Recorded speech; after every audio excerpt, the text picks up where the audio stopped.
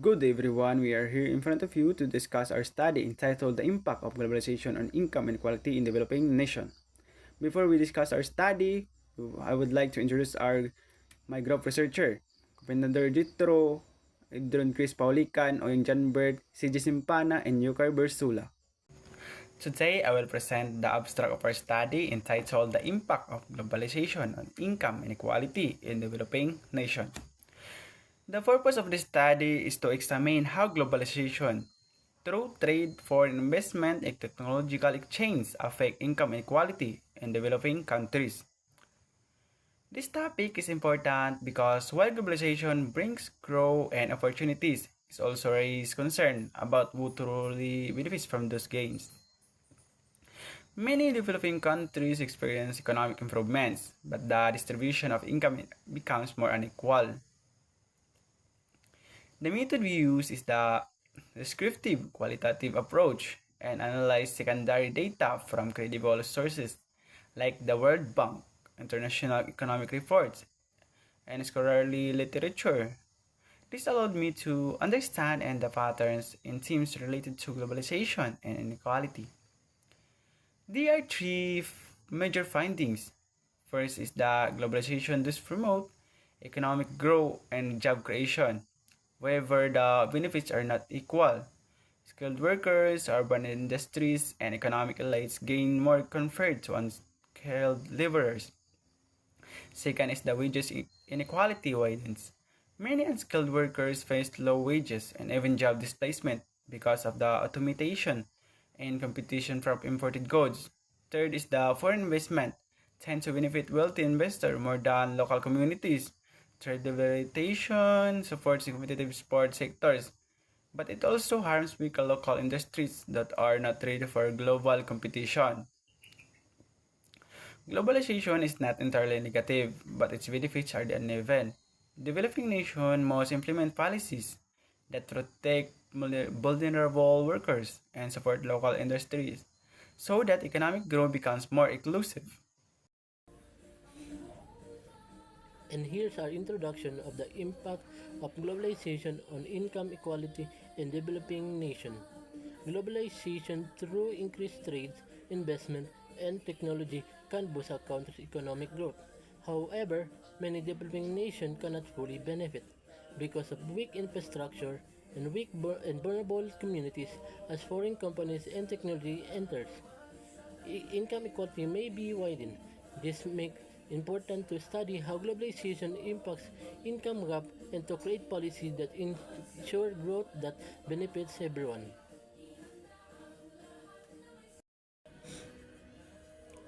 This study aims to examine how globalization impacts income equality in developing countries. Although globalization offers opportunities through trade, investment, and greater economic integration, its benefits are often unevenly distributed. This research seeks to address the following problems. 1. How can a developing nation manage globalization to promote inclusive growth? 2. How globalization affected wage distribution and employment opportunities. 3. What is the role of trade policies and foreign investment in shaping economic inequality? We will also present the key result of our study on the impact of economic growth and globalization in society. Our research focuses on how development does not always benefit everyone equally and how several major factors contribute to this imbalance. So the first is uneven benefit. Economic progress mainly concentrate in urban areas where industries are located. As a result, rural communities receive fewer opportunities and slower improvement. So, the second is wage inequality. Growth widen the gap between skilled and unskilled worker. High-skilled employees earn more, while low-income workers often do not experience the same rise in wages. Next is foreign investment effect. Foreign investors create jobs and bring new technology, but the benefits are uneven. Gain often favor certain region or sector leaving other behind. So next is labor market restructuring. Globalization and new technologies change industries, causing some jobs to disappear and new ones to emerge. Workers must adjust, creating stability to those unprepared for this shift. Next is trade liberalization. Opening the economy to global markets increases competition, while it can boost growth. Local industries may struggle, affecting employment and income distribution. Globalization creates a positive opportunity and challenging situations as its advantages tend to the favor highly skilled and wealthy groups and therefore achieving the inclusive and equitable growth requires governments to implement strong decision policies that make workers sustainable and ensure that benefits of global integration shared by all.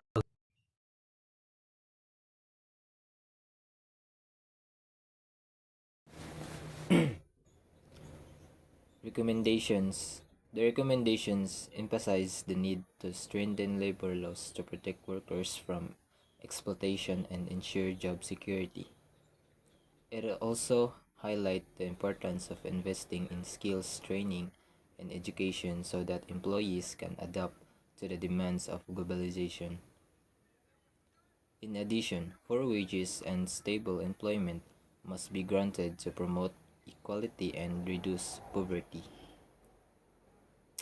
Finally, conducting primary data studies in the future is encouraged to provide accurate insight and guide better policymaking. In here, the reference of our study.